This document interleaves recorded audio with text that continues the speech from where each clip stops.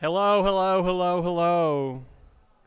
Thank you for all coming to this semester's installment of Photo Talks.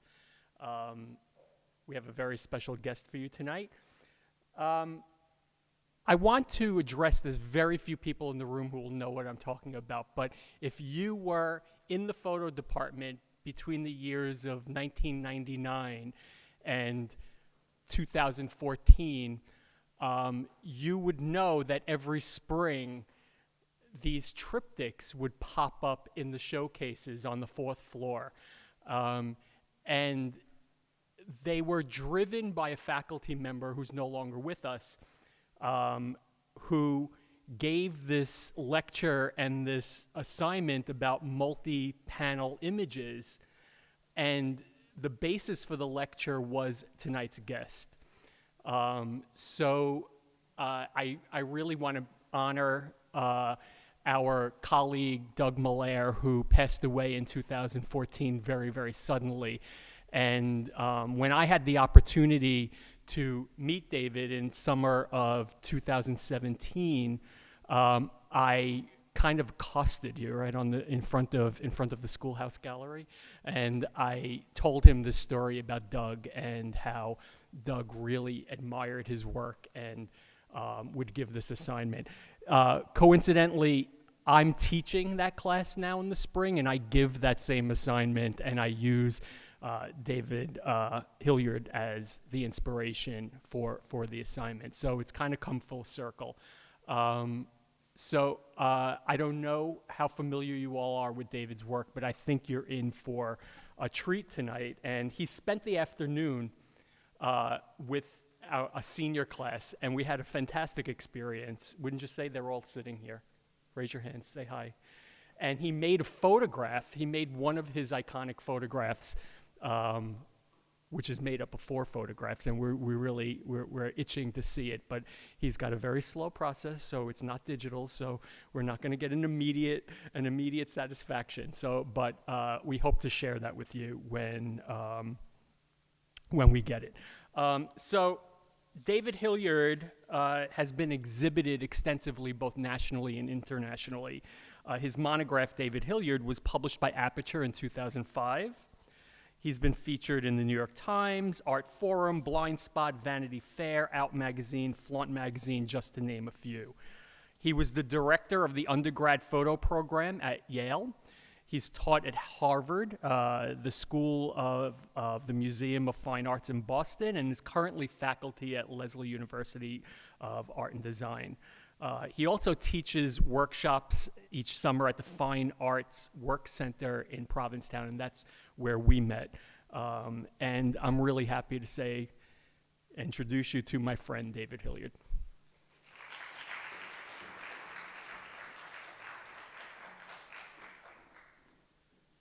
Hi, everyone. Hi. Thank you for having me. That was a really sweet introduction. Thank you. And it's great to be back. I was here, some of you may know, a few months ago doing something else, and it's nice to be invited back to actually share my work and to hang out with the students and make a picture. And I'm a big fan of the school, and I love the students here. And I'm a product of State University in Boston. And there's something about the vibe of I'm being super general, but of schools like this that I hit the ground running, and I really connect with the demographic and the student body, and so it feels really natural to be here, so it's a pleasure. That being said, I may have done maybe more than I should have here with putting this lecture together, and I am watching a clock, so don't panic. But I did put together a pretty extensive kind of teaching conversation, so my goal is to try to show you an overview of my work, early influences, how I arrived to art and to photography and multiplicity within photography, and just to talk about life as an artist and practice a lot. So I'm going to show you a lot of work. I'm going to, a couple of disclaimers. I'm going to overtalk some of the pictures, but I'm very much aware that that the work lives outside of me being present in front of them. So, but you're stuck in this room with me, so I'm going to tell a lot of stories about my intentions, success, failure, the work is often very self-referential, my family, my friends, my identity, my sexuality, my pain, my joy. But let me be clear, I think very much, and I think anyone who teaches sometimes has to remind students that for better or worse, you have to think about audience. So I do think about them in a universal way as well, and I can separate myself, but I'm going to make it maybe some of them much more personal than they might be if I were not in the room. Yeah. So anyway, so I will just start. So here we are. I just wanted to quickly, because I work, as Ron was saying, I work in multiple photographs. I find if I don't talk about that up front, it gets confusing. So I just want to talk about the form of my work a bit. So I was early, super early influence. I just grew up around a father who would piece photographs together, not for the sake of art, although he was pretty good at it. These are old photographs that he would piece together in a sense like a poor man's panoramic camera before they really existed, before digital, a kind of visual greed to tell an expansive story. You know, picture's good this way. If you look a little to the right or a little to the left, you can tell a bigger story. So I already had a sense that pictures could be bigger than they are in the mainstream. So that's something that was kind of early on, as far as the form of pictures joining together, horizontally and vertically. I was also, the light on me, does it need to be that bright? No, it can be, it's really blinding me. So I grew up in Lowell, Massachusetts. Some of you might know this, but it's a post-industrial kind of lower middle class town in Massachusetts outside of Boston. Factory worker, father, stay-at-home mom, divorced parents very early. Not arguably a remarkable kind of upbringing. But I was raised quite often in front of the television set, and I had a sense at an early age of something, like wanting something bigger and kind of remarkable in my life that felt at times kind of mundane. So I put up this slide of Fantasy Island because back in my childhood there were shows like this, and it was a terrible show, really. And it was like, even in its day, I knew it was a bad show. But what I liked about it has underpinnings of longing and fantasy and escapism and wanting the world, the fact that you could go to this island with a desire to go back in time or to make your present life more different and somehow changing your everyday existence. And even as a kid, I was drawn to that. I should also say the reason I'm saying all of this, because I'm gearing a lot of this to students. We've been talking a lot about really being honest with yourself. Sometimes when we're asked about our influences, we go right to the library and pull the smartest books off the shelves. But we're influenced by a lot of things, and it's okay to talk about them if you're really kind of honest about it and try to look at it with a kind of critical rigor. So looking back, these things that were arguably not remarkable really were kind of meaningful for me. And then maybe more importantly, in Lowell, where I grew up, there was a professional theater, which thank God for that. Because as a kid who was already looking for something different, and in my case, I was a burgeoning young gay man, and what better place than a theater to kind of find myself. And it was there that I established a kind of community. And I'm going to talk a lot about making art in tandem with community. So as a youngster, I met actors from other places other than Lowell, Massachusetts, that were gay and functioning in their lives and creative and didn't speak with the New England accent, and were breaking stereotypes and arguably a kind of sense of shame that I had about myself as a gay man, that I knew that I could live a vibrant life and a functioning life and be creative. And so it was really like community that led me into the art world, in my case. It's not always the case for people, but it was really like that sense of community that I was looking for. And so when we look at my work, you will quickly see that there is performance within it. So the idea of the camera, if you will, as a kind of stage, like looking through the camera that I use, which is a view camera, a big camera with the bellows, with the dark cloth over your head, that it is not unlike a theater, that every that you can bring whatever you want to it. In the case of theater, every month or two, the proscenium, the world is transformed and the fourth wall is broken, and be it Agatha Christie or Steinbeck or Tennessee Williams or Shakespeare, you could suspend reality and just kind of move into something new and kind of leave your cares behind. And I love that. And I love that about going out into the world with my camera, that I can say something and look at the world but put a spin on it and make it somehow more interesting than it is in real time. I could be critical, I could be celebratory, but behind the camera and on stage you have a voice that I was really interested in, that I didn't have as much in real time. That art at an early age let me find a voice as a person, as a maker. So you will see performance in the work. Just a couple of quick film stills, because I am a lover of film and cinema. Big influence early on, not just Fantasy Island, but like even as a kid, I was appreciating like certain types of theater, film. Anybody know what this still is from? It's an Alfred Hitchcock film called The Trouble with Harry. And so there were, and he was an easy reference, but I thought I should just, like, early on, there's something so photographic about his films. Although they're moving pictures, they're also photographic. They're very static, frame by frame in his films. Like, each scene is so well seen and so photographic that they're almost like pictures that are kind of, I don't know, that they're really photographs in and of themselves. And I love his storytelling. So Hitchcock, Scorsese, Peter Greenaway, Orson Welles, John Waters, Wes Anderson. These are early on just filmmakers that I fell in love with, their linear and nonlinear narratives and a sense of storytelling. Also, this one here, Night of the Hunter, one of my favorite films. Really kind of German expressionist, dark storytelling, but also very photographic, really beautiful, frame by frame.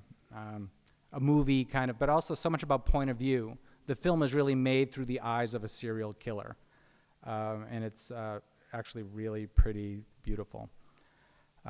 So we'll talk about theater. So performance, storytelling, and just a few books. Flannery O'Connor, one of my favorite writers. So her short stories are so beautiful, specific in a sense of place and personage, the way she describes location, accent, the way the flora and fauna of a place. And I will say, just that she says something when she talked about her writing. She says that we all have a truth. Every one of us in this room, as makers, we all have like a truth. And the way she talks about our own writing and the way that she tried to make it interesting and not as literal as it could be, is that you use your truth. You don't illustrate your truth.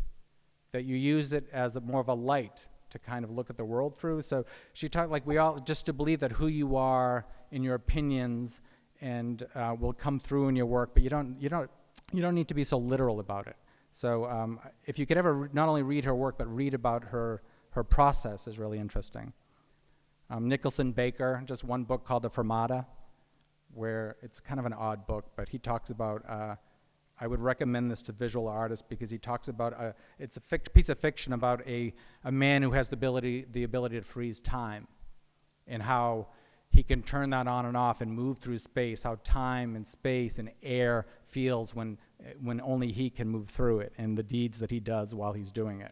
It's really kind of dark and interesting. Raymond Carver, I think a lot of photographers often talk about liking his work, but really great storyteller. So, and in the case of his work, and I'm going to talk a lot about masculinity and class and nuances of masculinity, but I love his work. Arguably kind of a downer. It's a lot of men down and out on their luck, kind of often lower middle class. But the stories are so beautiful in their kind of pain at times that I'm really interested in. And I think that I'm interested in the stories of the everyday people. And I talked a lot about that with students today. Somehow looking at what's just around us is fascinating enough. And just one, David Sedaris, who I have to say he's the only person who still makes me laugh out loud sometimes when I'm reading. So I think there's a lot of humor in who I am as a person, but certainly in my work as well. So storytelling. And then one book, I'll talk about different photographers today as I'm doing this, but just an early influence for me when I was the age of some of the students here, 1991, I hope this is in your library here, this book, but MoMA had an exhibition curated by Peter Galassi called The Pleasures and Terrors of Domestic Comfort, which was a huge influence for me, in that it was the first time that I really thought that that my own backyard, my own bedroom, my own kitchen, my neighbor, that could be enough for that. Just the stories around us were really remarkable, often within the domestic. And it was a really wonderful anthology, so many, both in the history of photography, but emerging contemporary photographers. It was this platform for a lot of artists that in 1991, and it really set the bar high for me. And I feel like ever since then, or not so much anymore, but for years I was chasing their tails, wanting to be in this book. Looking at it now, and if you look at this book, I would encourage you to be critical, because it was also very middle class, very, very white, very heterosexual. It could be updated, but in its day, it still was powerful work for me. So I came of age with theater, went to art school eventually, was a film major, well, first a fashion major for a little while, and was a film major, was interested in storytelling, had all these things that I was interested in, but I basically got thrown out of the film department because my films were too static, they were too photographic, and I was thrown out of the fashion department because I was printing photographs inside of clothing that it was taking too long while my classmates were making bridal gowns like that. So it just wasn't happening. But what happened was that photography was the confluence where everything came together photographically for me, that was the one thing that was under my nose the whole time that I was using as a tool, but not as my main tool. So that took me a while to sneak up on that. And so what I began to do, this is the most boring part of my lecture, I hope.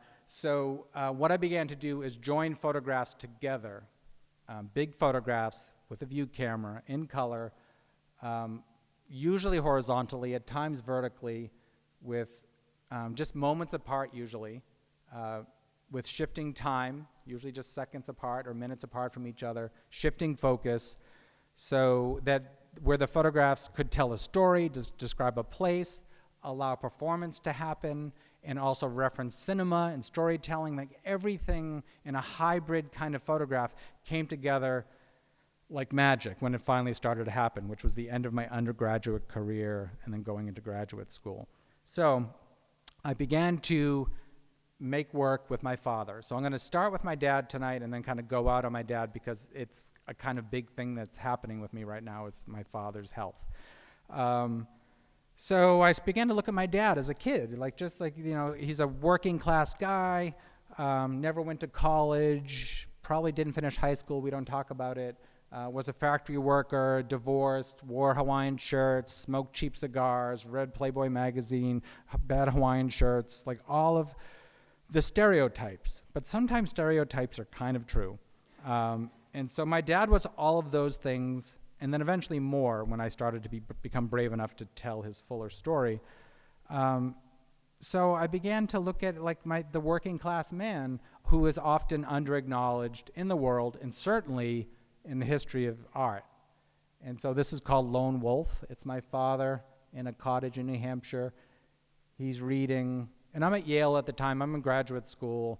It's the heyday, the tableau kind of stage photography, Philip Lorca de Corsia, Gregory Crutzen, lots of artists that we know of were making storytelling kind of work. And I was on this bend, and still am really a lot of the times. So my dad's reading, telling his story, but he's also a universal kind of lower middle class guy. He's reading the first issue of Playboy, and in the foreground was the current issue. So I'm thinking about time, temporality, decades apart of magazines, seconds apart in terms of just the photographs, but also about class, right? Like issues of taste, bad taste everywhere, like acrylic Afghans and so cheap acrylic flowers and like really color film that's almost in pain. But trying to tell a story but really also celebrates who he is. And I love these pictures, and they came really naturally. Like, I can't think of a time in my life when photographs were happening so easily, which you usually don't say when you're in graduate school. It was a good time for the work. Feeding Gretchen, that's me on the left, looking at my father, and this kind of cycle of caregiving. And a lot of aggressive lighting, a lot of theater. But what's important, and we talked about this in class today, is that they really are truths. For all of their staged tableau qualities, they are the everyday. They're just kind of maybe scrubbed up a little bit and tweaked, but they are really the world, kind of the rituals that happen. And that's important for me, both in the personal work at home and on the street, that there's an element of what's really real.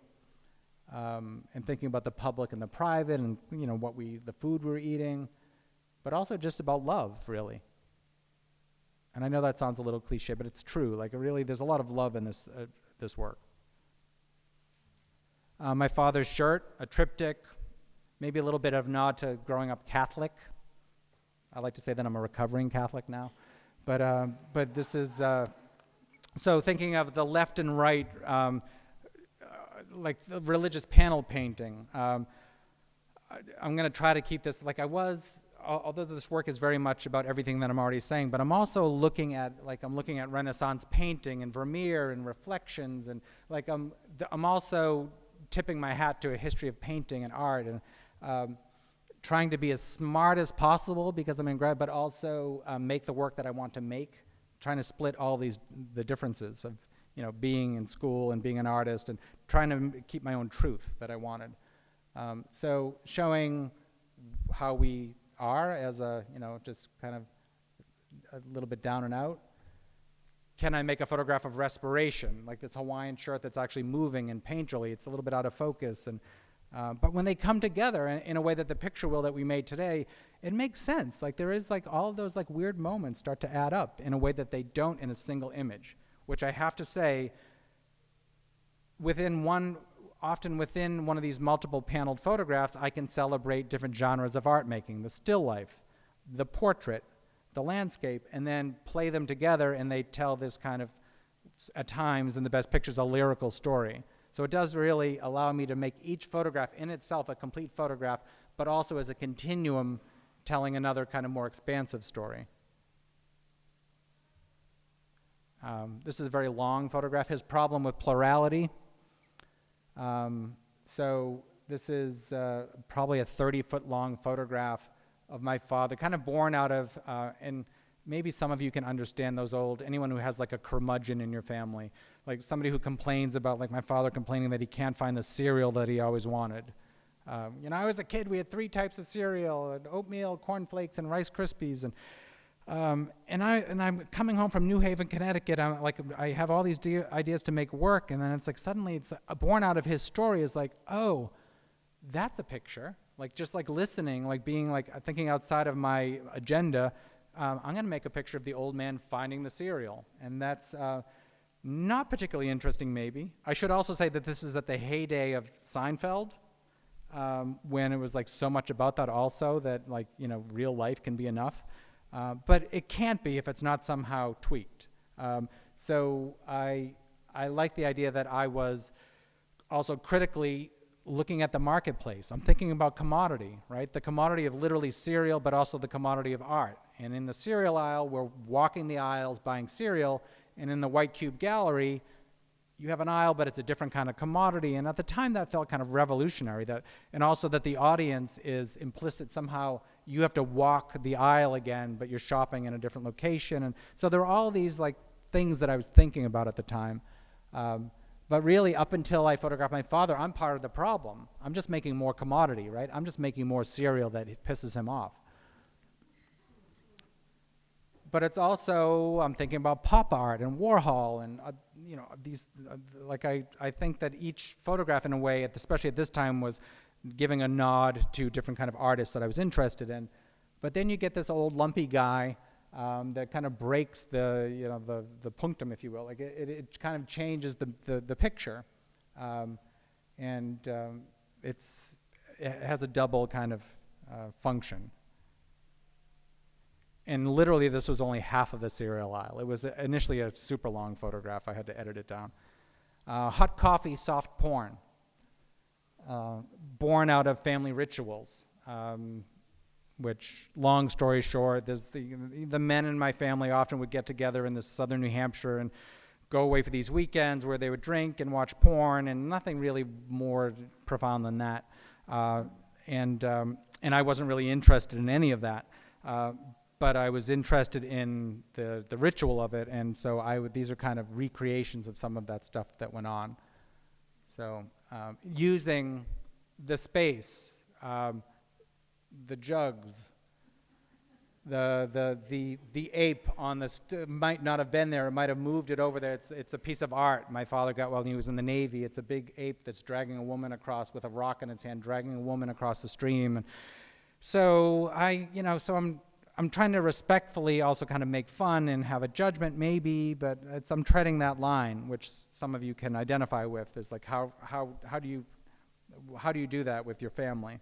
And then my uncle, like the idea that although I'm compartmentalizing this talk right now around, for the sake of getting to know me if you don't know my work, I'm very interested in human sexuality and what we do behind closed doors. And I would much rather see this work with a picture that I'm going to show you later down the road about queerness. But for the sake of this, it's all lumped in the dad pictures. And so right now it's a little neat and tidy. But I am interested that at the end of the day, every one of us in this room, at the end of the day, we all have something private about us behind closed doors. And this might not be what we want to think about, but it's worth looking at to a certain extent. And that's my dad in his Hawaiian T-shirt, and the Budweiser beer steins. And then before I go on to something else, because I'm going to revisit my father toward the end of this, this was a photograph that I had made once I had left graduate school, and I realized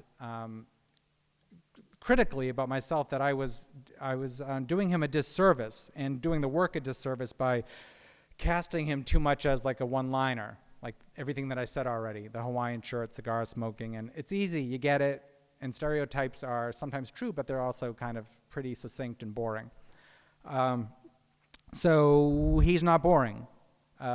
Although he felt very comfortable with projecting himself in the world as everything that I've already shown you, he wasn't, and it took me a while to figure this out, he wasn't so proud or comfortable with showing the fact that he is an armchair traveler, closeted academic, harbors a sense of failure around his lack of education, highly intelligent, undereducated. As a boy, he taught my brother and I about Henry David Thoreau and Ralph Waldo Emerson and the existentialists. And, who talks to the kid about that stuff? Like, just like we would canoe the Concord River, and he would talk about history and Freud, but he wasn't like proud of his like not knowing enough about it, and I'll revisit that later. But he was also kind of lonely and out of step with a lot of people. He was isolated, and this picture maybe starts to get to that. So it's kind of one by one, thinking about the space as a metaphor, but also describing where he lives. This rental property in Massachusetts, the peeling paint, the rusting tools. He's aging and gone for a little while with Hawaiian shirts, and he's just isolated. And so we have a still life, a portrait, and a landscape that come together, and it goes from a 5-second to a 5-minute to a 15-minute exposure. So the light changes, the space changes, the building wraps around him, and in what I thought was initially a failed photograph actually kind of beautifully described his space and so many things that I was interested in, and kind of came to grips with what was missing from the work. Sometimes it takes us a while to figure out and it's hard to kind of to get at the thing that's really the hardest thing to get at in work sometimes. Okay, so while all this is going on, I'm going to tell the story that's also the other side of the family. Is my parents divorced when I was very young. My mother lives in Southwest Florida and is an evangelical born-again Christian. So she is the opposite of my father, which I didn't talk about. He is as left-leaning as you can be without like falling over. Like he is church and state, and like, you know, he really questions everything, and I'm much more aligned with him. So he's not religious in any way, and my mother is just the opposite. And she's got it all figured out. Everything's at right angles. She's going to be raptured, where many of us will be left behind. And so this is just, I won't talk so much about this, but this is work that I make at the same time, often in a call and response way. Picture of my father alone, my mother in Florida, kind of revisiting the picture of my father. So I think about years later I made this picture of my mother because she had recently been widowed from her second husband.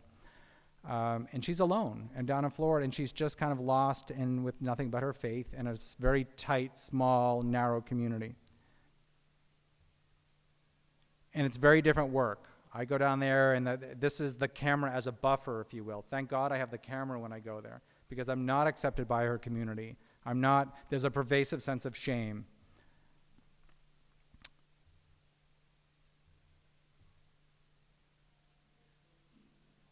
This is just a single image. I just couldn't bring myself to look anymore.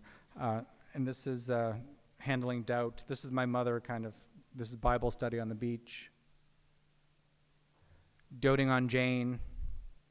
My mother and church ladies. So I'm looking at their rituals. So this is what I thought was going to be like an aerobicizing, which is what happens.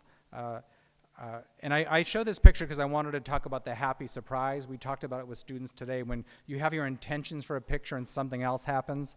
So I got there to make the photograph on this morning, and Jane, who's in the center, she's like the grande dame of the church.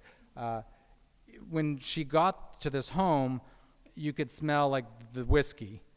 And she was, but she didn't feel well, and nobody talked about it, and she just didn't. So, and my mother and her friend are very upset. And so, although this photograph looks initially very playful, there's a real truth in this photograph, and I think it's what I ultimately love about the picture, is that there is and it's also Renaissance painting. Jane is so beautiful in this picture, but it's something that I never could have imagined. There's something psychological.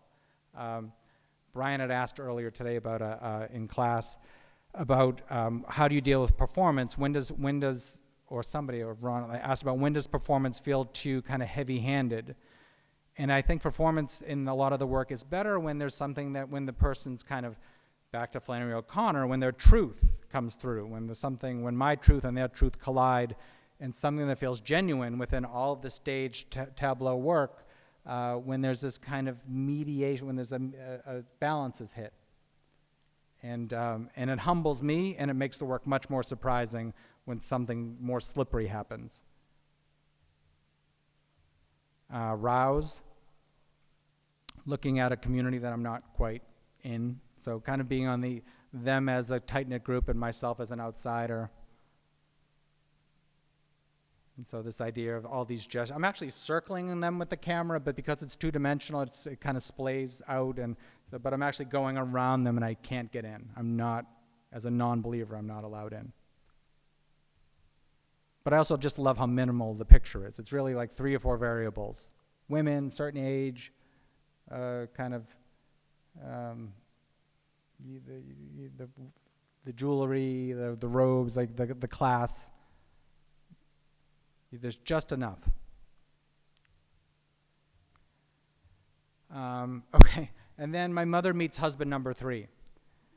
This is, and it's a kind of an important picture because the picture is kind of funny, right? It's kind of beautiful, but it's also, my mother met, and this is where, because it's a lecture, I can tell you the story. And sometimes there is writing that supports some of this work. But my mother met Bud, who at the Elks Lodge. And Bud is super Republican, Trump supporter. It's all of those things, and gun-toting, misogynistic, just everything that I cannot stand in a man. And I have to be careful with the Republican thing. It's a certain kind of different, the way he talks about his political beliefs. And so anyway, so my mother marries Bud, and she suddenly reinvents herself. They blow out the back of the house. They put her in a pool. She's bleach blonde. It just goes on and on. And on one hand, but it's also an amazing thing because my mother is like, back to the universal thing. She's a survivor. She really figures out like how to keep the ship afloat. And so I joke with this picture that it's AARP meets From Here to Eternity, right? It's this kind of sexy elderly moment.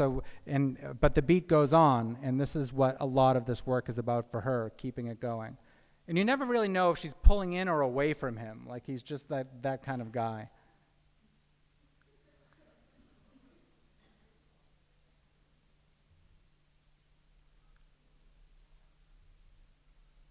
Let's party, let the good times roll. But it is their own little Eden, right? It is the life that we all have our own domestic space, and although there are judgments and I am on the outside, it is a pretty remarkable, she lives well, and it's the world that she has created for herself, and I'm trying to the best of my ability, look at it pretty objectively, although I have opinions. So this is a pomelo. It's like the world's biggest grapefruit tree. I mean, the grapefruit, like the tree became so fertile that it just like broke and fell over. It was just over the top.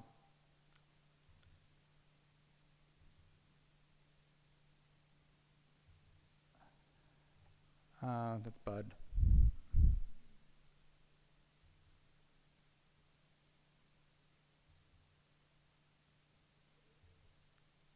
Stuff and truss.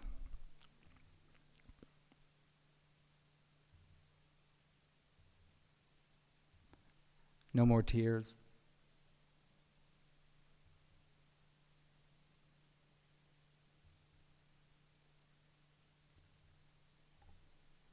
Regarding others, kind of like natural order meets divine law, like thinking about, the work isn't overtly religious in its themes, but it does exist. It is this idea of questioning, the order of things and evolution, but at the end of the day, we're all a type. We're all a species, but also thinking about pop art, there's an artist, Dwayne Hansen, if you know about the history of pop art.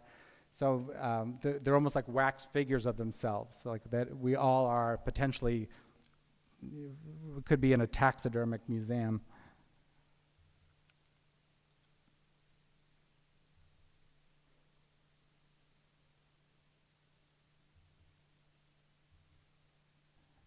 And then one or two more, and so I'm going to shift to something else. So this is the last, this is a photograph, and I wanted to show this one because I had made a photograph of my father earlier in the cereal aisle, and I was thinking that I wanted to make something about my mother and her kind of like her passion for artificial flowers and the falseness of that. And so I made this like really kind of lousy picture of her in the middle there. She had been shopping, and none of it was coming together. And then she stepped out of the frame when I thought I was done, and suddenly this like light shot down the aisle, and it became the picture. Like that was the photograph that it was. So it's called Perennial. It's in Walmart. It's every flower in bloom at the same time. And I wouldn't say this to her, but it does represent her her belief system in a way. It is the rapture, at least the way I feel like it could be.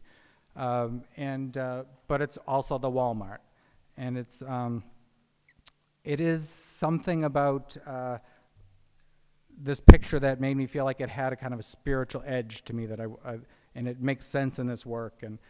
But it also, as we move through that, and then we get to a photograph like this here, which is Jesus in the guest room, which is, so when I stay there, at the foot of my bed is this every morning.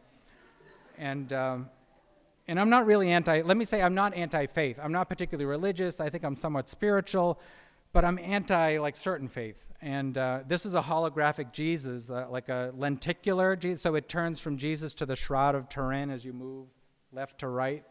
But I was interested in this because when I wake up, right away the judgment starts, right? Here we go. Good morning, right? So go get your grapefruit. So So this is like, but it's going to eventually get to something else.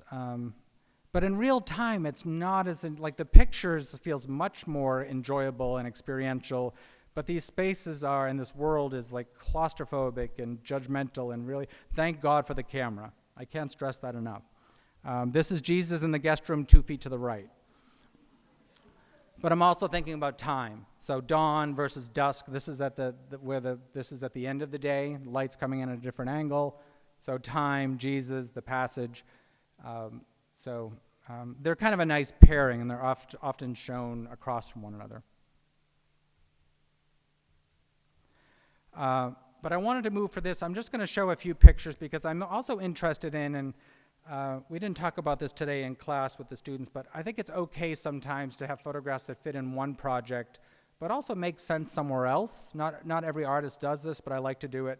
So these photographs of the Jesus in the guest room and other one, like the idea that they perpetuate a kind of ideology, a spiritual one, and there are other ideologies and belief systems. And so I have this other box of pictures or hard drive of pictures that I think that they also fit in with, which is just photographs like this here, which is called Houdini's Door, which is the trap door in Colorado where Houdini, the magician, I think most of you should know who this is.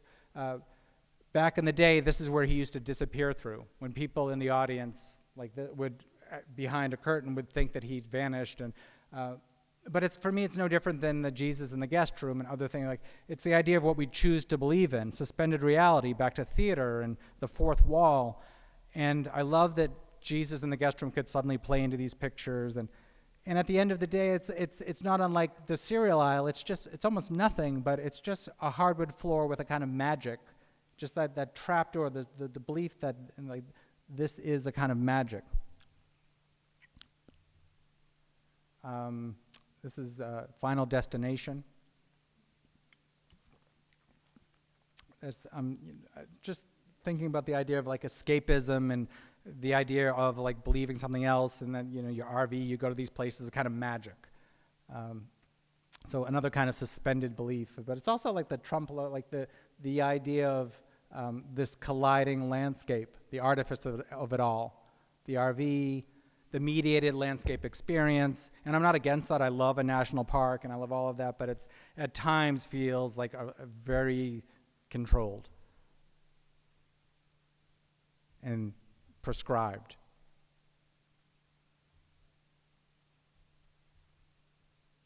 And other kind of murals, kind of perpetuating histories.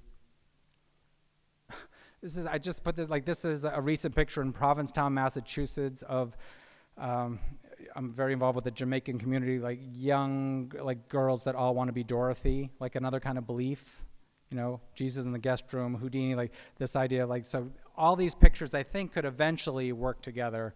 The idea that the impossible belief that you could be this thing, like even Dorothy couldn't be Dorothy. It was just like, so it's a kind of desire.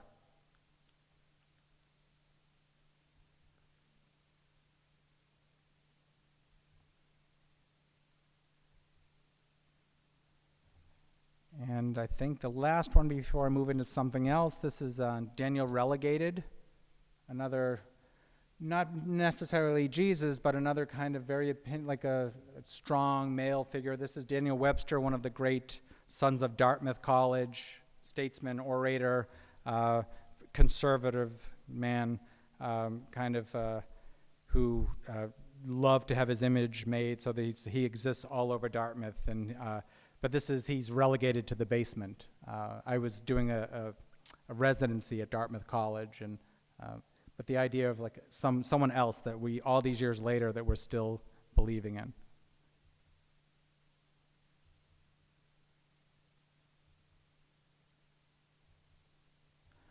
I'll move through these pictures kind of quickly.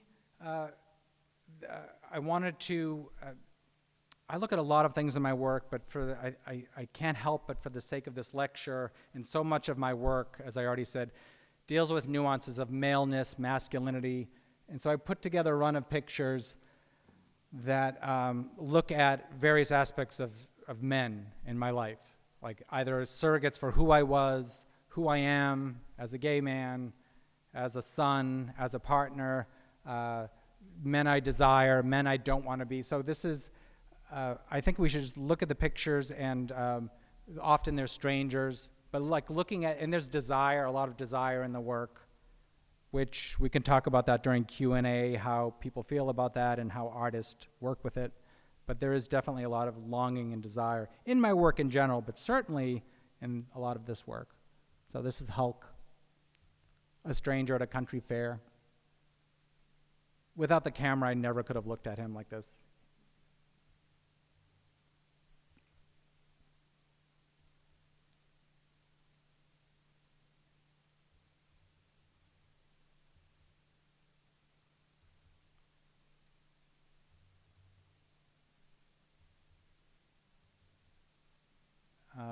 A lifeguard under a bridge, under a dock in Santa Cruz, California.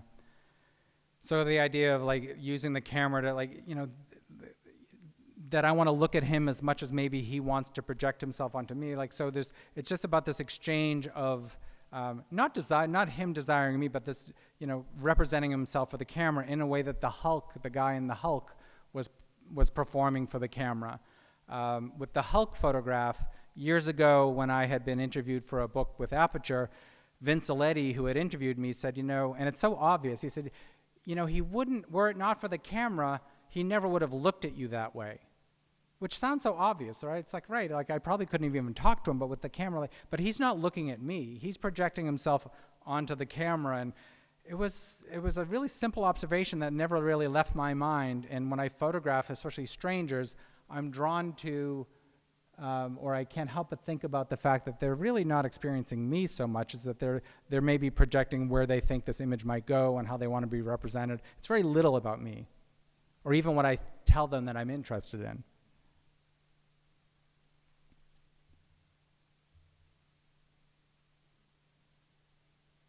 But looking at sensuality of the man, of weather, of the water.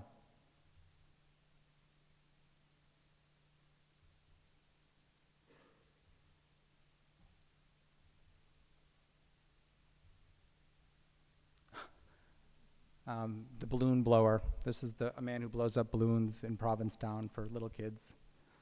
But acknowledging him, like I guess I'm thinking about like my father, like the other people that we don't look at enough, and kind of looking at his side.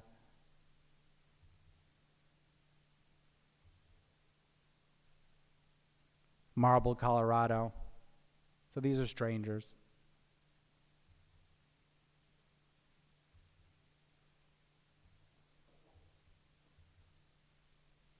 Provincetown, Colorado. This is Colorado also. I want to say one thing about this photograph here is that I made this photograph, and it's called Rain Came, and from left to right it increasingly gets rainier, which that's not necessarily interesting, but I like that idea of time, like weather happening. But the left panel and and then the one next to it to the right of it, that's who I was photographing. Strangers on the street. They reminded me of guys that my brother used to hang out with, and I had this whole thing about like the picture that I thought I wanted, and it was fine. The picture was fine, but not great, and I still don't know how I feel about it. But what I wanted to talk about was getting the moment that you think you want.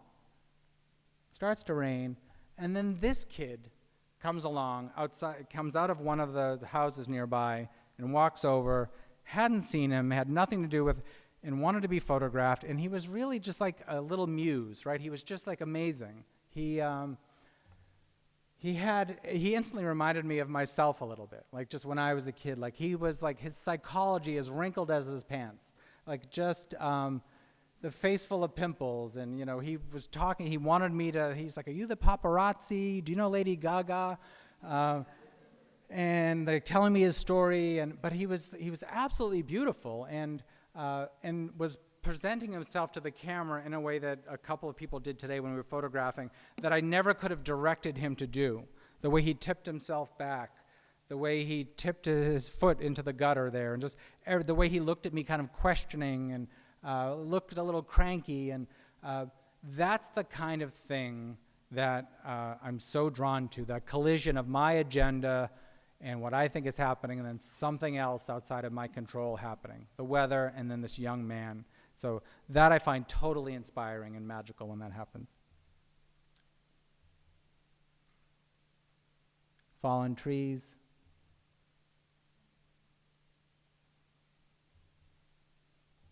And so it goes. I have a niece who became pregnant in high school. And it's like one of those things, you either laugh or you cry, or you make work about it. But it was a tough time. 16, 17 years old, pregnant, and a big game changer, right? And this is Jennifer and the baby daddy. And what better time to buy a pit bull, really, right? It's like, just seems right. So I wanted to acknowledge that.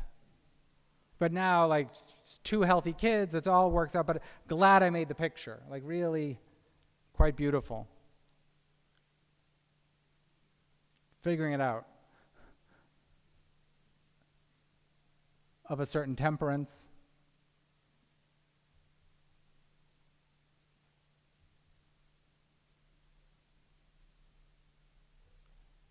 So a lot of looking at couples, strangers.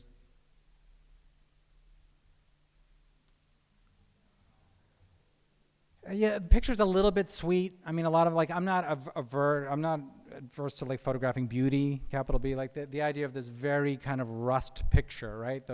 I forget what you call these dogs, but his hair, the side of the building, and all that stuff, photographically, like a moth to a flame, right?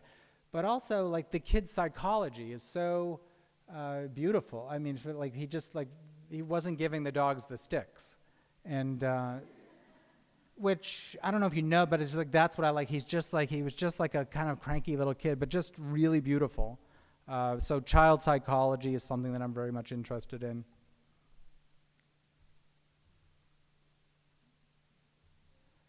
Father and son stories. I had done a project with the Anchorage Art Museum, and after I was done that, I traveled throughout Alaska a little bit, but lots of fathers and sons, and these were, I didn't grow up this way. I didn't have this kind of exactly this kind of father and son story. I didn't hunt, I didn't fish, but I love to kind of pretend that could be me. But also these impossibly large starfish. The water, when it breaks, that kind of rupture when the fish come to the surface, and they're actually recoiling. It's as close to a 35 millimeter moment you can get with this camera. Very kind of spontaneous.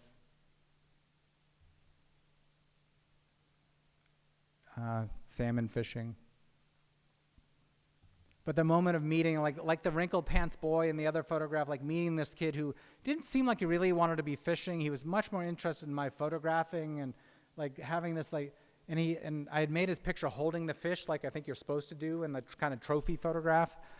But finally he's like, "Sir, can I put this fish down?" And so he drops the fish, slap. And then he's covered, and I'm sorry, this is such a photo conversation, but that kind of photographic moment when he's like, "Oh shit, that's what I want." Suddenly he's covered in mud and gore and the blood on his hands, and he starts to play with that string, and it was just I couldn't have, that came from him. And it's those moments again that I love so much. And I also had to deal with his father, who was a nice guy, but not photogenic. So I mean, I'm not making fun of him, but this is a problem-solving moment where it's he just wasn't, he was very uncomfortable with the camera. So just having him look westward, and then just asking him to turn away was just, but it was actually kind of beautiful because then the dog pulled the other way. And so a lot of little kind of geeky photo accidents that I really loved in this picture. Lots of, rites of passage. And so in other exhibitions, this photograph hung next to the Hulk, thinking of this boy is becoming so there's lots of pretended narratives that often happen in curations of the work. This is me. This is my relationship to having to play baseball. Provincetown. I'm going to pick up the pace. A kind of very new picture. This is the same kid with the sticks. This is a kind of a flat. This is not my final file of it, but I just made this picture. But I just love like that he had this like red beard, like trying on identity.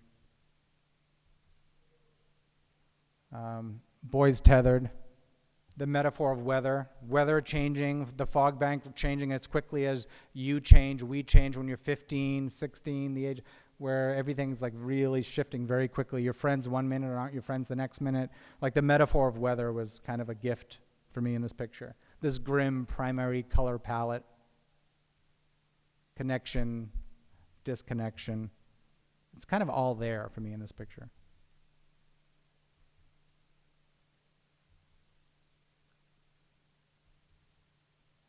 A little bit about like just for all this looking at men, but looking at my own being a gay man and queerness. And when I was at Yale making all the dad pictures, and then later like had an easy run with those pictures with the public.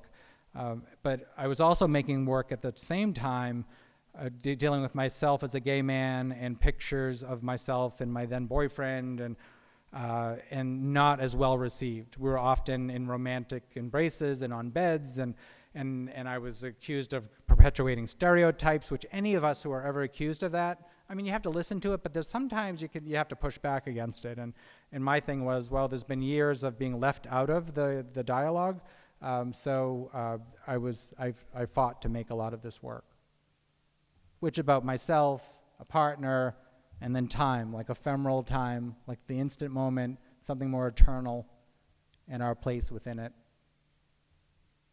All the stuff I was thinking about. In Barcelona, Spain.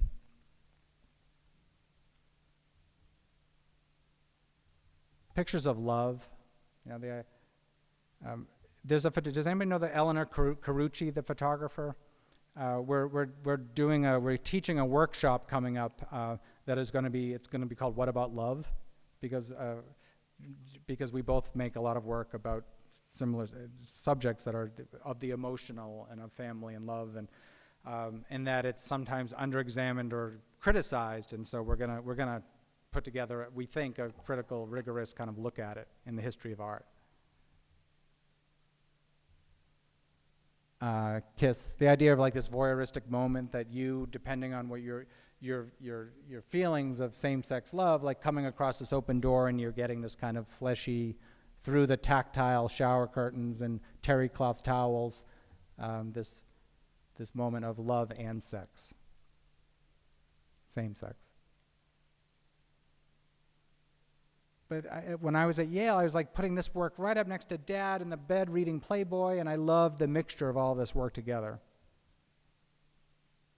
The idea of this pyramid of a love of photography and everything that photography is made out of, light and shadow and reflection and subject matter, something like in this Barcelona, Spain, a partner at the time. It was really celebratory. It was like the moment I was having with my love of photography and of a place and of a person.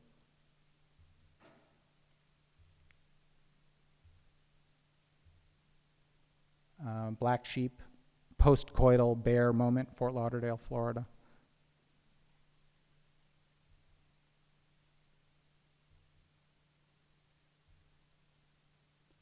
Day books. Like a later photograph, like thinking about intimacy, but in different, kind of with a nod to like Edwardian, kind of like fireside, falling asleep, reading monographs, and a kind of intimacy between men that's not necessarily sexual, but intimate.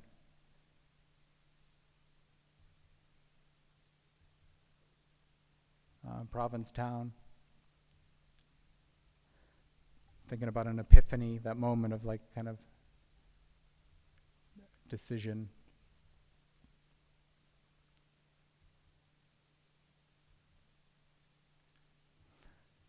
Commodity, the idea of, in this case, gay men, moneyed men, and men with physical beauty and the negotiations that transpire.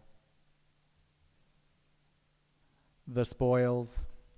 This is a little bit earlier work. This is work that was being made right around the same time as my father and feeding the dog, and very heavily lit, thinking of a man fireside, who is, and this is right around the same time as his problem with plurality, the idea of this commodity, the idea of a jockstrap, like an athletic supporter that is a disposable item, but in this case, it's being darned fireside by a man, societally speaking, usually a feminine chore.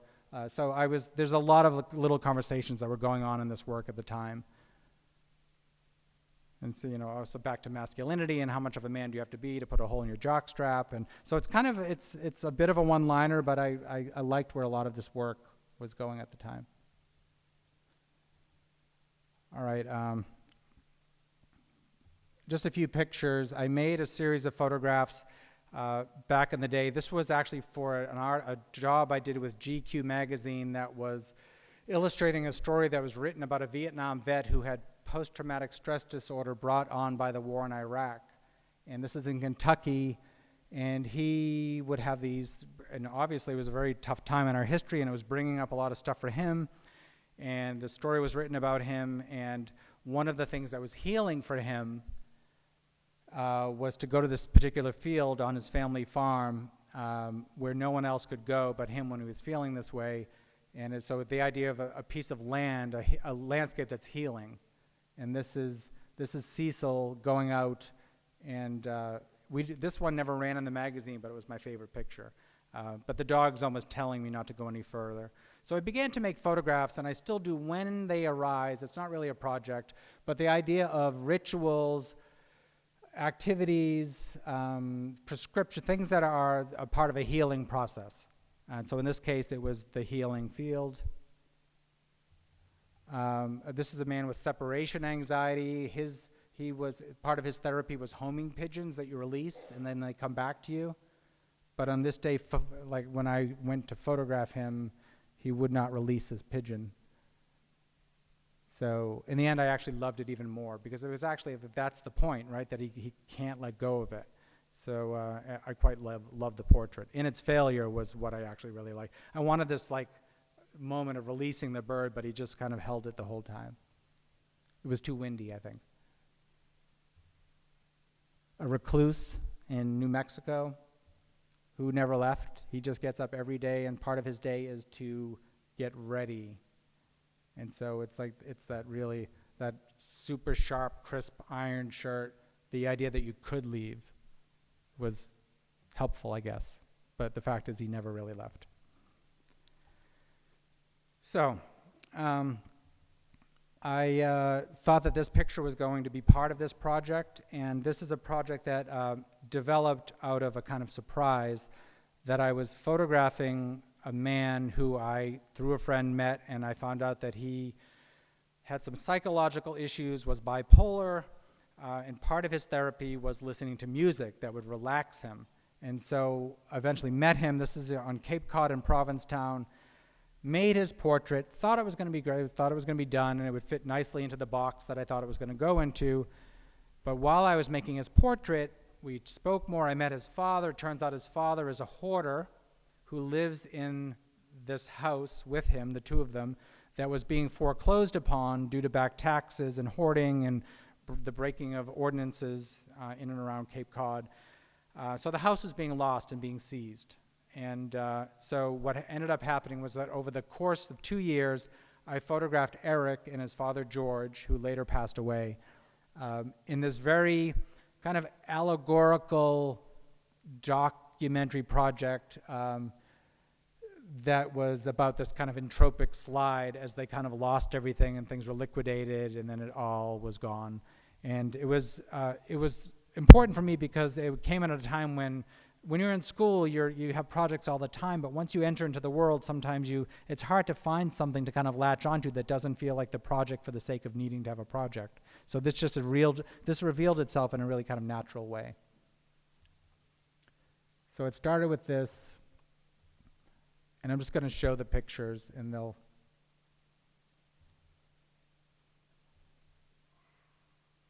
but collectively they told a pretty expansive story of this father and son. And the name of the project was The Tale is True. All of the work was titled with nautical extrapolations from nautical poetry that were from books that George had hoarded, because he considered himself a historian. Most of his hoarding was tools, ephemera, books, and some furniture. But what was amazing about George was that he was highly educated, went to MIT, was an engineer, traveled the world. This idea of like physics, like for every action there's an equal oppositional reaction, and he just became undone. And he just became his head became so full, as did his house, and as did Eric. Like these two guys are absolutely brilliant and absolutely just, on the edge. And a lot of the pictures born out of conversations. Eric saying to me one day, he's like, I can't even decide what piece of fruit to eat, just like part of his like bipolar, and so the idea of him eating his way through some problems. And then toward the end of the project, like things start to kind of go away, and Eric's about to leave, like the house is lost, Eric's going to go off to graduate school.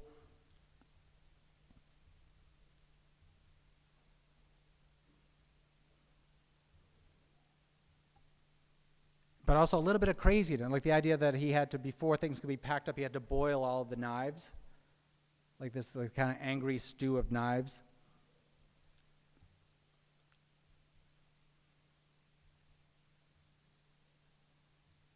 Oh, and I didn't mention this, but it is kind of like my photo assistant from that very first picture of him with the music, ended up becoming his girlfriend. So, and it's the second time that's happened. So, a note for anybody who's looking for like a partner, just assist me. But this is what you get. You get Eric, who is a great friend, but it just this project was really. And then how do you make pictures of hoarding? Like, so there was the challenge of making interesting formal photographs of something that was really in real time, kind of hard. But I like this one because it felt a little bit like a seascape, which felt really kind of natural in that environment. And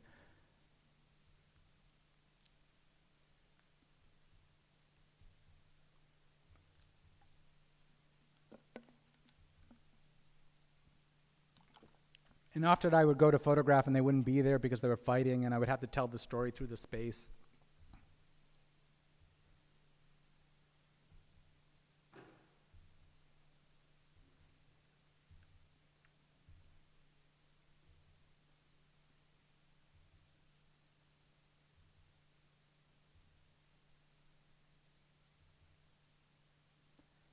And this was, I thought, going to be the last picture of George before he passed away. He passed away while hoarding, but this was his bike that he would fill with stuff as he drove around Cape Cod, and even after he was evicted from his house, he would at night sneak back like a raccoon and throw stuff over the fence. So this was, I thought, one of the last pictures of George.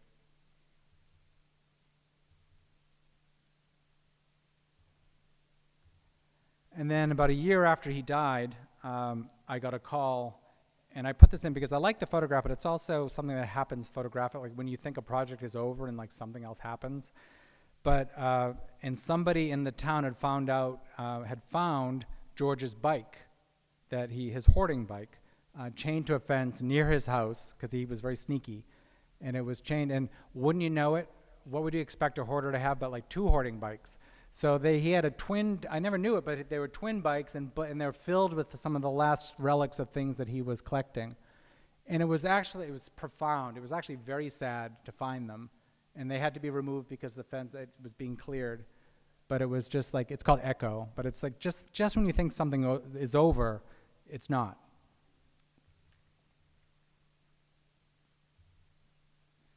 And I put these in just so you could see, this is in a show in New York here, of how the work looks on the wall. So they are, because they're individual moments, they are mounted separately, hanging side by side with just a small break, referencing their separateness, but also the continuum.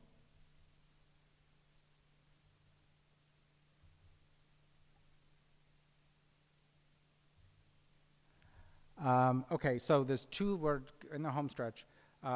two last things. I'm going to end with pictures of my father. Before I do that, I'm going to share another body of work that is like very new and happening. But this is, I have a friend, a Jamaican friend, who is in this country Trump administration, seeking political asylum. He's a gay man, and we have become very close, and his story has become close. Many of myself and my friends have written letters for him. We're trying to keep him here, and out of that, I fell in with another community. It's mostly Caribbean, but it is newer work, and I have a lot to say about this that we could talk about if you want during Q&A, but newer work that is photographs of men that agree or want to be photographed that are either coming out for the first time, are seeking immigration, a visa here, some are on the down low, but not necessarily. But these are men that are of the community that are being overtly acknowledging who they are overtly for the first time. The work is kind of new, and it's accompanied with writings, their stories, and so this is called Some Blankets Take Longer to Unfold. So interested in this portrait, but also the idea of these starlings, this murmur of starlings, that is also, if you know about the history of these are immigrant birds that were brought to this country from Africa that have now embedded themselves in and are flourishing. And it just seems kind of like the perfect happy accident in this work that the birds are part of the photograph. This is my friend Junior.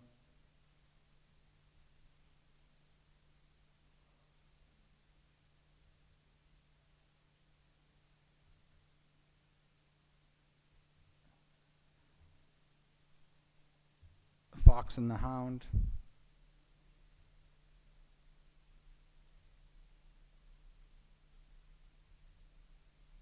Vapor.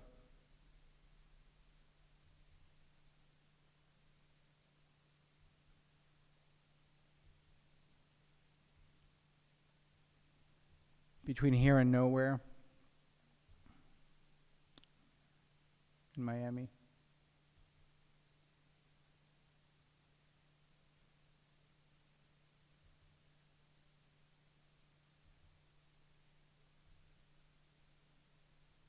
All my good faces have been gone.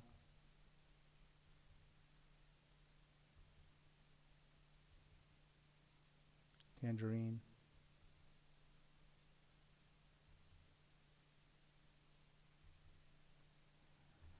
And then the last run of pictures that I'm just that acknowledge the decline of my father. So this is called Rock Bottom. So the idea of this kind of picks up where I left off of that last picture of my father through the window and his aging process and other photographs that I've since that time been making with him over the years, which describes another side of him, describes our connection. And when I look at this picture, it's a father and son in the water, but for me it's also about determinism versus determination.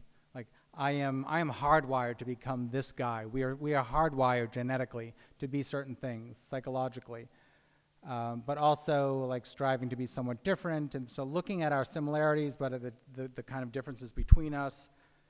It's a million things, this photograph for me. I like this photograph in the way that I like the boys in the water with the canoe.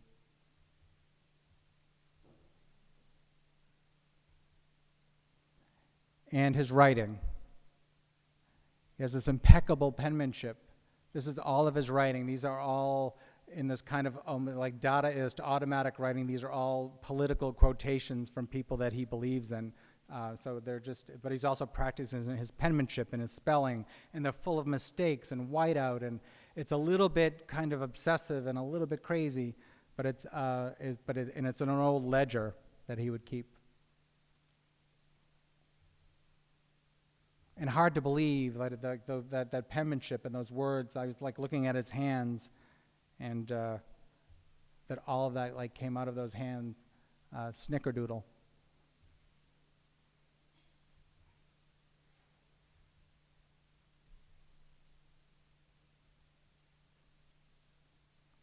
father, just as he's starting to fail, he's getting older, he has health issues, still smoking. I joke that these are his food groups: bologna, Budweiser, salt.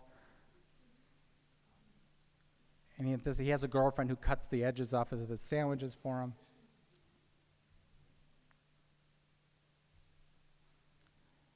And this is more of his writings about, this is a whole folder on doubting. These are all quotes on the importance of doubt.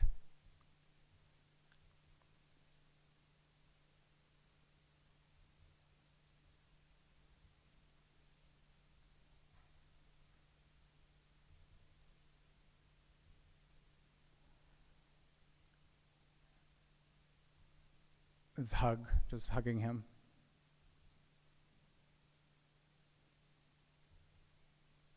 Because I guess I knew, I mean, I don't want to get like heavy, but like, I knew that his health was changing. He had said to me early on that like, as he was sick, like, you know, you're going to photograph me right to the end, right? And this is like maybe something that students would be interested in. Like, when you sign on to a project, you sign on to it, right? It's like you really, if you care about it. And so sometimes it becomes less beautiful, less easy, and things shift, and you have to kind of think on your feet, and it becomes challenging, just like, you know, artistically as it does in real time.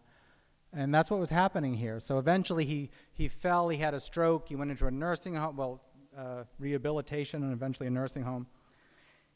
And my brother and I were tasked with taking care of his space and moving him out of his little rental apartment. And as I was doing that, I kind of took it out, I took everything out knowing that I wanted to photograph, sadly enough, the last things that he would have not wanted to get rid of. So this is his reading chair, Henry David Thoreau, and I'm thinking about Jesus in the guest room, yes. And my father's, the equivalent of a Bible is his Thoreau books.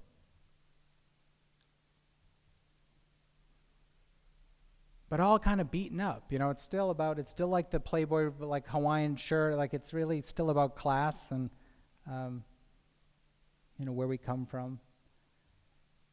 And emptying out his closet, I found an envelope called Crib Notes, and inside were all the things that we didn't know, but he had the beginnings of dementia, and he was repeating a lot of things and I hadn't noticed to what extent, but I realized in finding this that these were all the things that he was always talking about.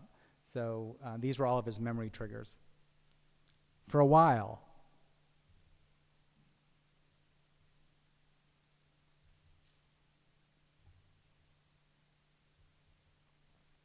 And then these last few pictures, this is, he's now in a nursing home, not where he would have loved to have died on that floor in his home, but he lives. And he's now like in this kind of facility with French provincial furniture, like his worst nightmare. And he's a furniture walker, which is a clinical term for somebody who won't use a wheelchair or a walker, and he would just throw himself from piece of furniture to piece of furniture because he felt it was undignified to use a walker. And we were like, Dad, do you think it's any better to like be hurling yourself around the Olive Garden? So this is my father weaving through space. And the pictures are hard. It gets like, this is when it was really, it's like, I didn't know if I could make these photographs. Neglected heart.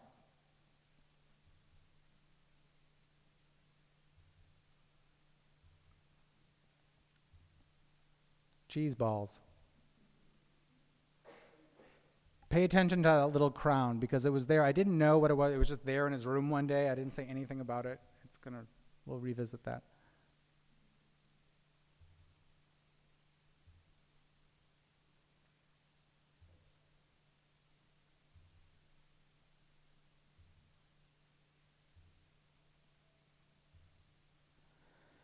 And then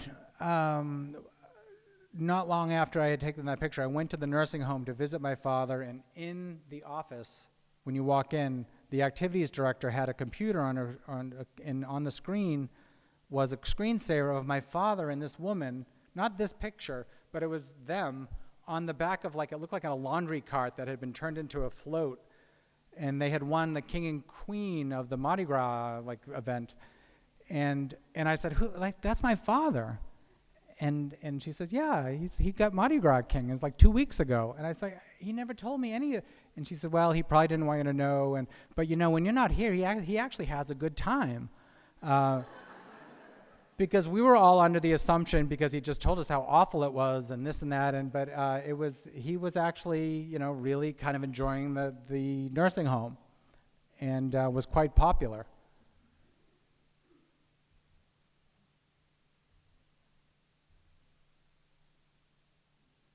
And this there's a video that goes with him. He used to do the Rubik's Cube, but there's a video of him spinning it kind of endlessly. And I just want to show these. This is, I don't know where, if this is part of the work yet or not, but one of the things, and I wanted to show this just because it's in the work, but it's also about photography and how it becomes part of a project, because I've been making this work for myself because it's part of my project. But at the end of the day, it's not helping my father really. And so one of the nurses said to me, so, you know, David, you should get a little Polaroid camera and come in and leave pictures for him to help him with his memory. In a way, she kind of hit me on the nose with a newspaper that I was being like a little too self-centered with my photographic practice. And so as I'm making all of this work that I already showed you, I go in and I also take Polaroids and I put dates on them and we pin them up in his room. So these are just a few of them.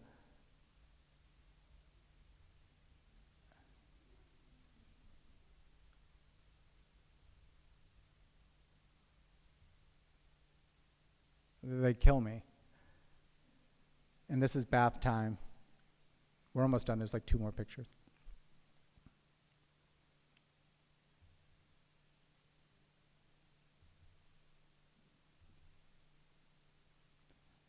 Time folding. That's one of those photo blankets of him and myself and my brother.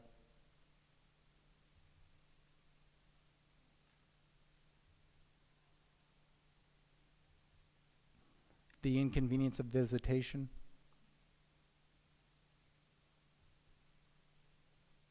So the natural world that I always loved so much and wrote about and traveled, it's like just out of reach now. It's like painful because it's really pretty where the home is.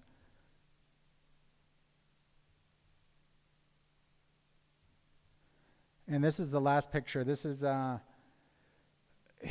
all of his atheistic views, and he was raised Catholic when he was a boy, and before he really lost his memory about a year ago, he said to me, he said, you know, on the sly, privately, we have a pretty close relationship. He said, could you get me a rosary beads? And I said, why do you, he's like, but he didn't want to talk about it.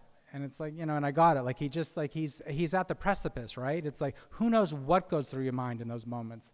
So it's called The Decades. And so this is one of the, you know, my father's still alive. But this is, he's really in the home stretch. And so this is thinking about his one of his last acquisitions.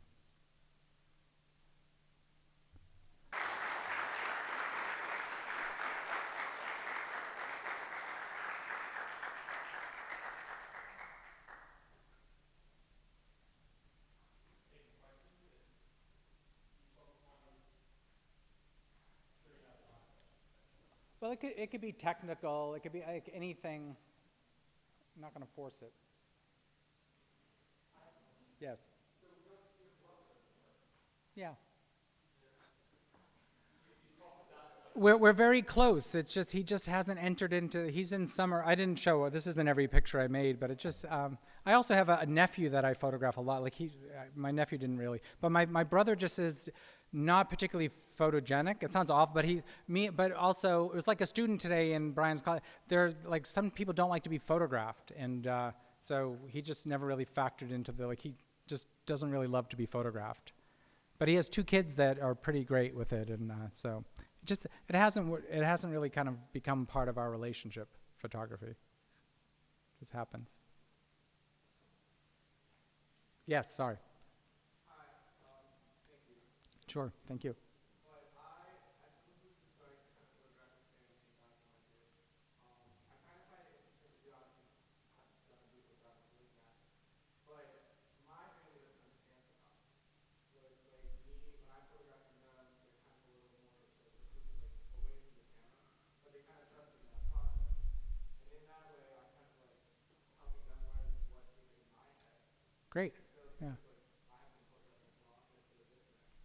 So I'm kind of curious, now having made so much work with your mother, having explained it publicly, and with your father, how do they view the role for you, or through you? How does he kind of I don't I mean, you say, How did you photograph and thinking these ideas and thinking about these concepts? What did they think? well, in the case of, well, first of all, in photographing your family can be difficult for anyone really, but back in the day when I started to photograph, primarily with my father, they were pretty easy to make. Like, although the camera's kind of big and cumbersome, like, Dad, can you lie in bed and read a Playboy magazine? Like, that was pretty much happening anyway. So it was like none of it was really, we kept it pretty easy. They were kind of fun pictures. They were, he couldn't believe initially when people started to become interested in them. God forbid I sold one, and he just like, it was, so I think the learning curve was, initially it was just something that he just did because he loves his son, and I don't think he ever thought anything, even though I was going to school for it. I think he was still surprised that success of the work happened. But we kind of snuck up on it. Later work with my father became much more aggressive, much more telling, a little bit more invasive, but I had to earn that, right? It's the kind of trust that you earn. And so through a certain kind of just endurance of making the pictures, a certain kind of success, but him understanding that it's important to me, understanding what the pictures were meaning. We would talk a little bit about, I had to say, Dad, do you mind opening your journal for me? That's not a picture I would have made week one, right? So sneaking up on it. The work with my mother is more complicated because there is arguably a little bit, especially if I'm talking about it. That's why when I was asked if you could record today, like I said, is it going to be on YouTube or, because I say a lot of things that are potentially kind of hurtful for my mother. I question her belief system, and so my mother she doesn't really want to know sometimes. She's more in denial that I'm making the work. She'll do it, and she loves a lot of the pictures. The one of my mother and Bud in the pool kissing, that hangs in their hall. Like, you walk into the house, it's there. They love that picture. Not for the same reasons I respond to it, but I mean, and I think that's the success to a lot of the work, that it is outwardly pretty kind, I think, and pretty. It's often how I write about it and talk about it, and I try to be careful with that. But there are conversations, especially in a more liberal environment, that I speak more directly about it. But so with my mother, she doesn't want to be really made fun of. She she doesn't want to make photographs in churches, or there are certain rules that she has, and I just abide by them. So I try to negotiate her comfort zones, and even her in the shower with her husband had to be really carefully orchestrated, and she's got a towel on, and it involved me taking her shopping after. It's like there's a lot of but it is a negotiation. But I do want to remain respectful. We talked about it in class a little bit throughout the work, right? So, but a lot of it is through just being honest with people, and sometimes earning the kind of the trajectory of the work. Takes time. So I don't know if that answers your question, but it's never really easy. And if you're worried about your family understanding your work, and that sounds mean, but like some family, depending on your family, my dad's been a little bit better with it, but like some people are either not interested, they just want to make sure you're happy and you're getting good grades, or but I think that it's okay to maybe not have, I mean, that's just my super opinion, but like that it's okay to like not have a full audience with your family about your work, at least as long as it's respectful. Yeah. Yep. Sure.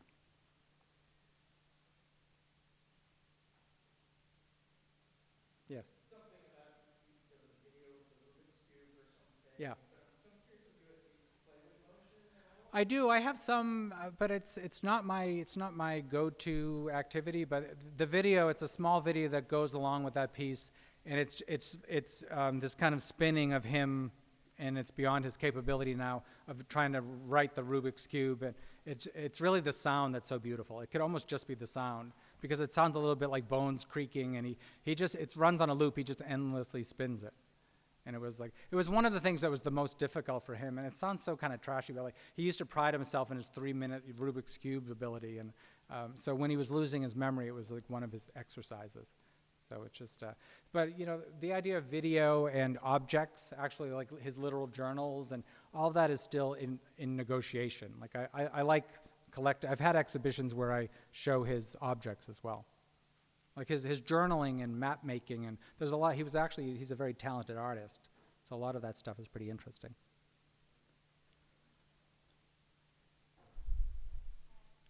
Oh, hi.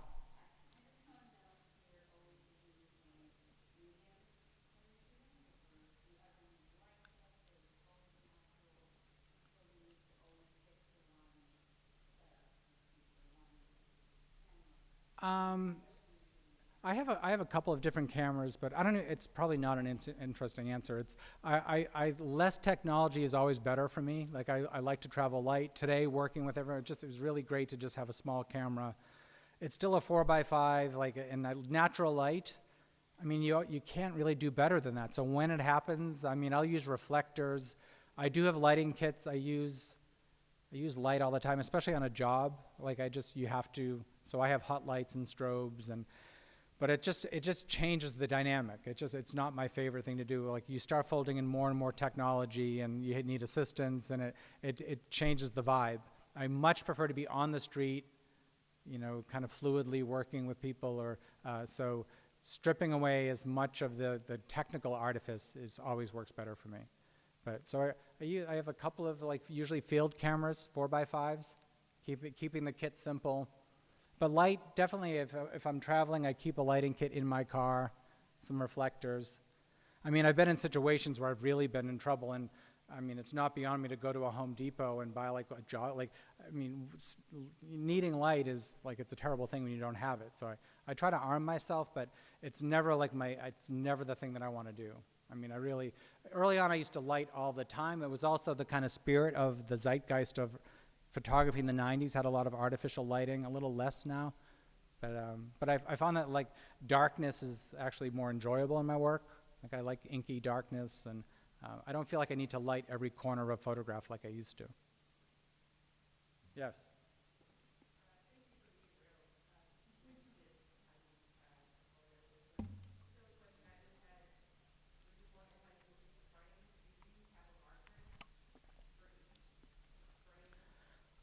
I do, and it's usually, honest to God, it's usually just my eye now at this point. Back in the day, I would make marks, and I'm going to show my age now a little bit, but I used to use Polaroid film, like 4x5 film, the instant Polaroids, and they were great because if I was doing something, but it was always a step that I would have. I would have the Polaroid back, you have to put in the 4x5 and put in the Polaroid film and get to see if your exposure is right and how they lined up. And what would happen is that I would often kind of wrestle a picture into submission, meaning that I would keep doing it and doing it, and I'm preaching to the choir. You guys know digitally you can do that, right? You can keep photographing that thing until you just get it just the way you want it, and sometimes that's great. And it depends on how you work and what your practice is. But what I was doing, by doing that, I often lost the surprise. Sometimes not knowing what I'm getting is actually, I'm more open to that now. So I don't really know. I mean, but back to your question with marking things, I'm looking through the back of the camera. I know where the left side is, the right side is. I could see all of that. It's just through practice. It's like any kind of exercise, right? You kind of know what it is. And I also give myself a little bit of extra. I overlap, and I figure it out in the dark room or on the computer. I have more to play with. Back in the old days, I used to feel like I had to kind of have it all in camera perfect, and that's kind of an old school behavior, I think. So I give myself a little bit more room to play with. But I have a lot of, we were talking about it today in class, a lot of recipes, keeping things level, how I bracket. So I have my rules, but a lot of them it's amazing how quickly I can hit the ground running. Like the fact that I could come here right off the train today, run to your class, meet a bunch of people that I've never met before and make a picture. I couldn't do that years ago. Now I'm not bragging, I'm old. But it's great that I can do that now, but a lot of it is just just a kind of mental, I kind of know what I'm going to get all the time. I almost don't need light meters. So that's one of the upsides of getting older, really. Thanks. Yes.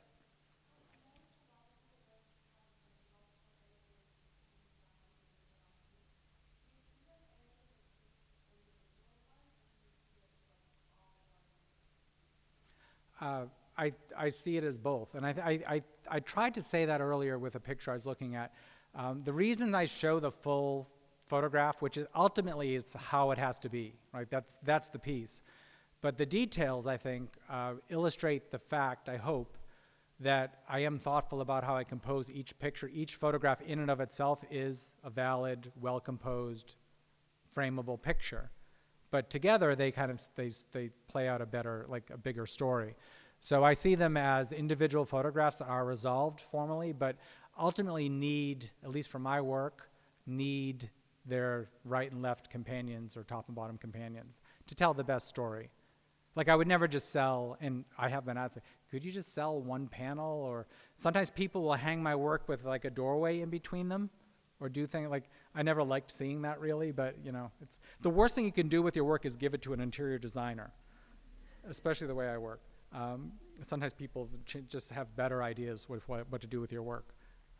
So yes, it's both really, but ultimately it's all in service to the full picture. But I do think about each element being resolved, as I think you should, right? But there's always one picture that is stronger, meaning that there's always the protagonist photograph that carries the fuel. Like it's usually the portrait, not always, but you always have the picture that is like the star. Does that answer? Is that? Thank you. Yes.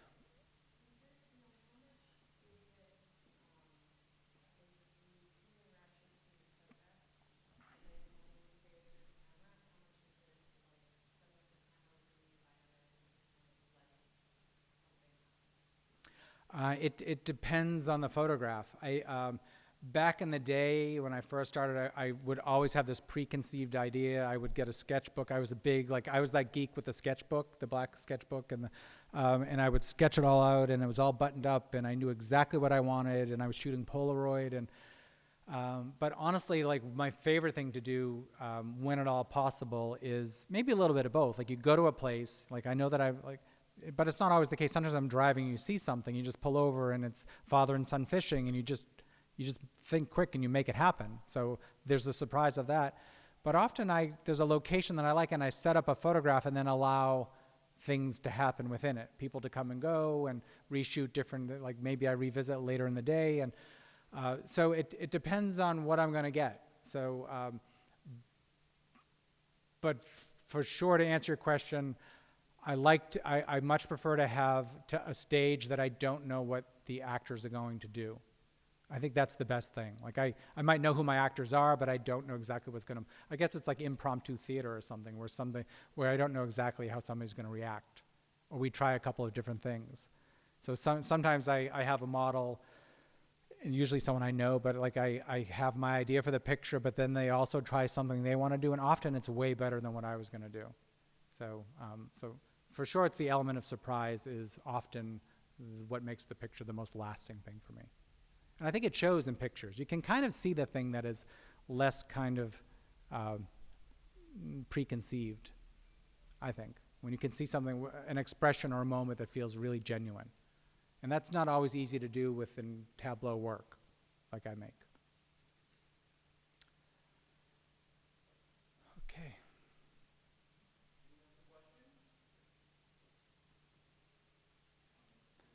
Yes, hi. Well, it has been a pleasure to come back again. I loved working with everyone. It's always fun coming here. I hope to come back. And I promise I am going to share the work I made today, so you will be seeing that at some point soon. All right. Thank you all. Thank you.